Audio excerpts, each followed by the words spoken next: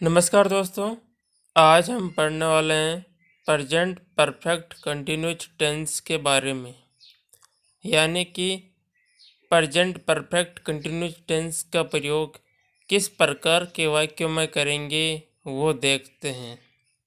तो सबसे पहले हम आशय में देखते हैं कि इसका आशय क्या है। तो इस टेंस का प्रयोग ऐसे कार्यों के लिए होता है जो भूतकाल में किसी समय पर आरंभ हुआ है और अब भी जारी है। जैसे राम 2 घंटे से फुटबॉल खेल रहा है। तो इस वाक्य में हम देखते हैं कि राम ने 2 घंटे पहले फुटबॉल खेलना स्टार्ट किया था भूतकाल में, और अब भी खेल रहा है। तो इस प्रकार के वाक्य जो भूतकाल में शुरू हुए हैं और अभी भी जारी हैं, तो इस प्रकार के वाक्यों को प्रेजेंट परफेक्ट कंटिन्यूस टेंस में बनाया जाता है। इस टेंस में सिंस, फॉर, ऑल के साथ समय अवश्य दिया जाता है। यदि समय से समय नहीं दिया जा होता है तो वाक्य प्रेजेंट कंटिन्यूस में माना जाता है।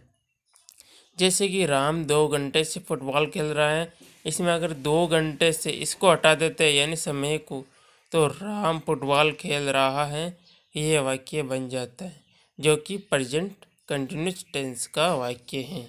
यानी कि इनका अनुवाद प्रेजेंट कंटिन्यूस टेंस में होता है।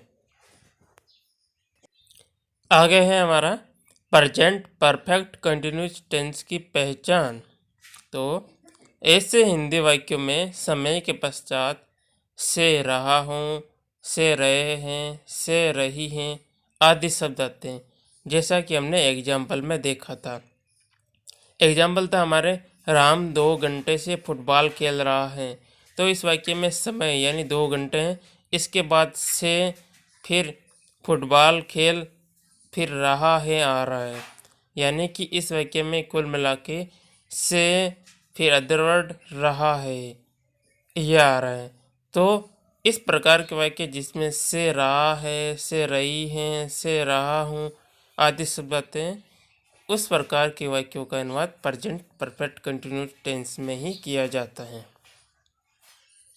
अगला है हमारा हेल्पिंग वर्ब यानी कि सहायक क्रिया।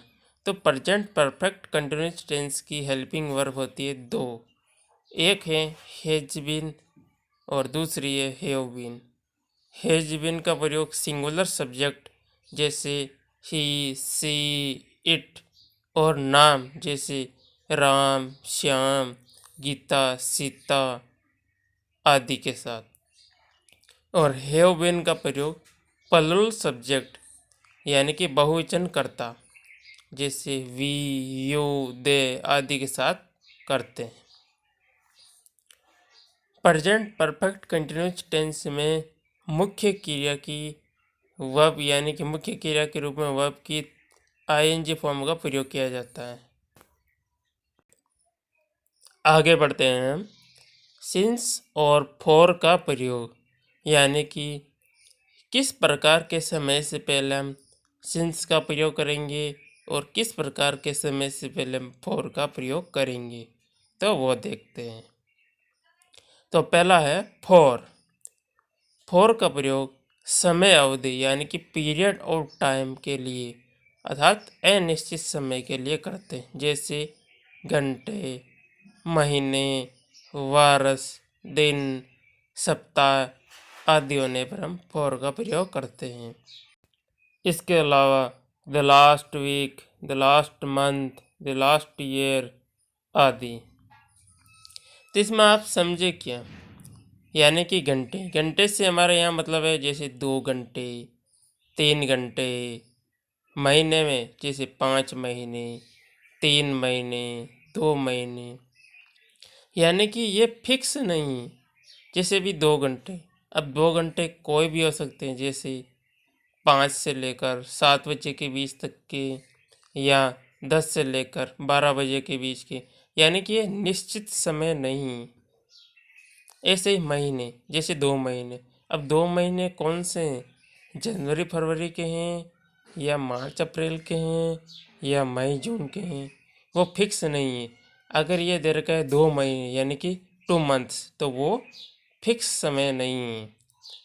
और इस प्रकार के समय से पहले हम फॉर का प्रयोग करते हैं। ऐसे ये भी दिन हैं। अब इसमें बोल दिया कि जैसे 3 दिन, 4 दिन, 2 दिन, तो यह दिन फिक्स नहीं है। यानी कि कौन सा दिन, सोमवार या मंगलवार, या सोमवार मंगलवार बुधवार, या बुधवार गुरुवार शुक्रवार शनिवार, कौन से 4 दिन, कौन से 3 दिन, कौन से 2 दिन। तो इस प्रकार यह अनिश्चित समय है। तो 2 दिन, 3 दिन, 4 दिन, इस प्रकार के समय के लिए हम फॉर का प्रयोग करते हैं। अगला है हमारा सिंस। सिंस का प्रयोग निश्चित समय यानी पॉइंट ऑफ टाइम के लिए करते हैं। जैसे घड़ी का समय 2 बजे, 3 बजे, यानी घड़ी में जितने भी बजते हैं वो उसके लिए हम सिंस का प्रयोग करते हैं। आगे है दिन के नाम, जैसे सोमवार, मंगलवार, बुधवार, कोई भी हो, उसके लिए भी हम सिंस का प्रयोग करते हैं। आगे है तारीख। तारीख में जैसे 15 सितंबर 2020, 18 अक्टूबर 2019, तो ये तारीख हैं और ये फिक्स समय है। तो इनके लिए भी हम सिंस का प्रयोग करते हैं, यानी कि अंग्रेजी में इस तारीख से पहले सिंस का प्रयोग करते हैं। आगे है महीने, जैसे फरवरी, जनवरी, जून, ये फिक्स हैं। तो इनके लिए भी हम सिंस का प्रयोग करते हैं, यानी कि अंग्रेजी में इनकी स्पेलिंग से पहले सिंस का प्रयोग करते हैं। आगे सन, जैसे 1967, 2000, यानी कि कोई भी सन हो उसके पहले भी हम सिंस का प्रयोग करते हैं अंग्रेजी के अंदर। आगे हैं मॉर्निंग, इवनिंग, नाइट, नून, इनके पहले भी हम सिंस का प्रयोग करते हैं।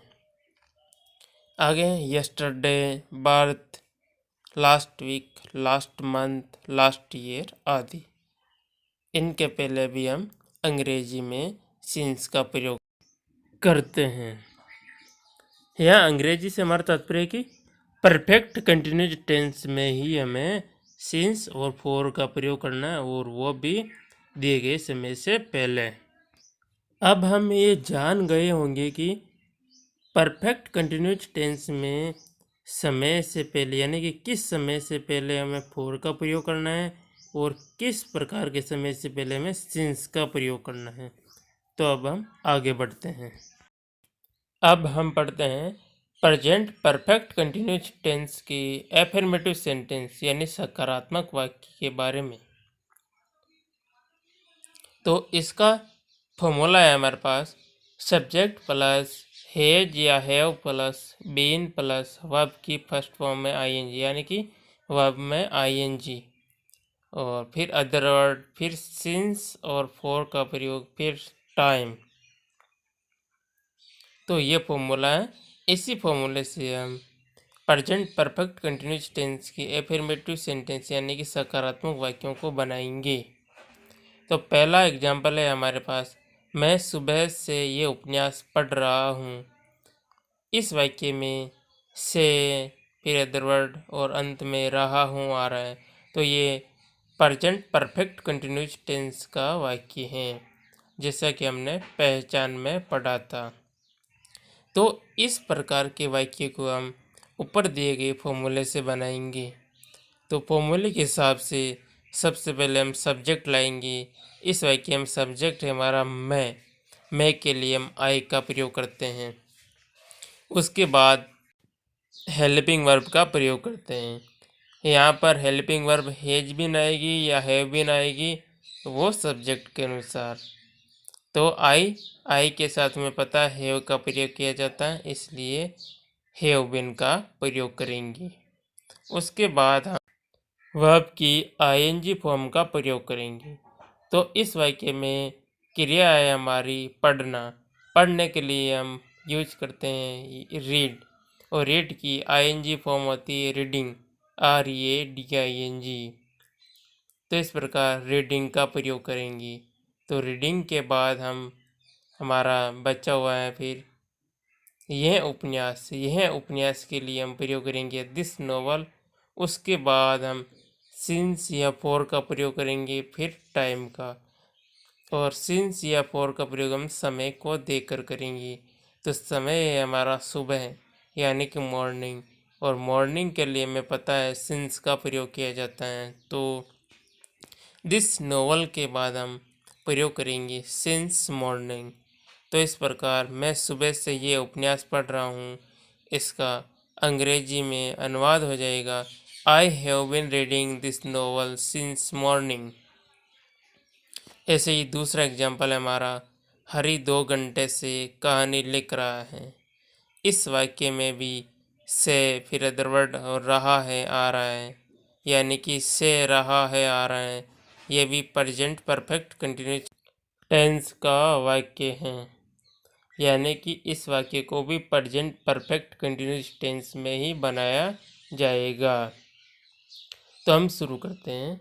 तो सबसे पहले हम सब्जेक्ट लाएंगे। तो इस वाक्य में सब्जेक्ट है हमारा हरी, जो कि एक सिंगुलर सब्जेक्ट है, इसलिए हम इसके साथ हैज बीन का प्रयोग करेंगे।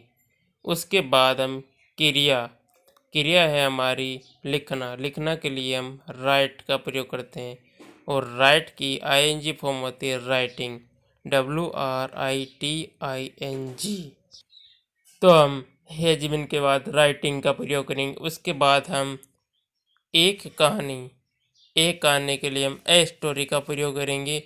फिर हमारा बचा हुआ है 2 घंटे से इसके लिए हम प्रयोग करेंगे फॉर 2 आवर्स। हमें पता है 2 आवर्स यानी 2 घंटे, जो कि अनिश्चित समय है, और इसके लिए हम फॉर का प्रयोग करते हैं। अब हम प्रेजेंट परफेक्ट कंटिन्यूस टेंस की नेगेटिव सेंटेंस यानी कि नकारात्मक वाक्य के बारे में पढ़ते हैं। तो इसका फॉर्मूला है हमारे पास सब्जेक्ट प्लस हैज या have plus not plus been plus verb की फर्स्ट फॉर्म में आईएनजी, फिर अदर वर्ड, फिर सिंस फॉर प्लस टाइम। ये भी बिल्कुल ऊपर वाले के जैसा ही है, इसमें थोड़ा सा चेंज, केवल हैज या हैव और बीन इसके बीच में नोट लगा दिया है, यानी कि नोट को तीसरे स्थान पर रख दिया है। तो एग्जाम्पल से समझते हैं। तो पहला एग्जाम्पल है हमारा मैं सुबह से अंग्रेजी नहीं पढ़ रहा हूँ। अगर इसमें से हम नहीं को हटा देते हैं तो बिल्कुल एफर्मेटिव सेंटेंस की तरह ही बन जाता है, और इसको भी हम एफर्मेटिव सेंटेंस की तरह ही बना देते हैं। अब इस वाक्य को बनाते हैं। तो इस वाक्य में सब्जेक्ट है हमारा मैं, और मैं के लिए हम आई का प्रयोग करते हैं, और आई के साथ हमें पता है हैव का प्रयोग किया जाता है। तो आई हैव, उसके बाद हम नोट का प्रयोग करेंगे, और उसके बाद हम फॉर्मूले के हिसाब से बीन का प्रयोग करेंगे। उसके बाद क्रिया यानी कि पढ़ना के लिए हम रीड का प्रयोग करते हैं, और रीड की आईएनजी फॉर्म होती है रीडिंग। तो बीन के बाद हम रीडिंग का प्रयोग करेंगे। उसके बाद हम इंग्लिश यानी अंग्रेजी के लिए हम इंग्लिश का प्रयोग करेंगे। फिर हमारा बचा हुआ है सुबह से के लिए हम सिंस मॉर्निंग का प्रयोग करेंगे। तो इस प्रकार मैं सुबह से अंग्रेजी नहीं पढ़ रहा हूँ, इसकी अंग्रेजी हो जाएगी I have not been reading English since morning.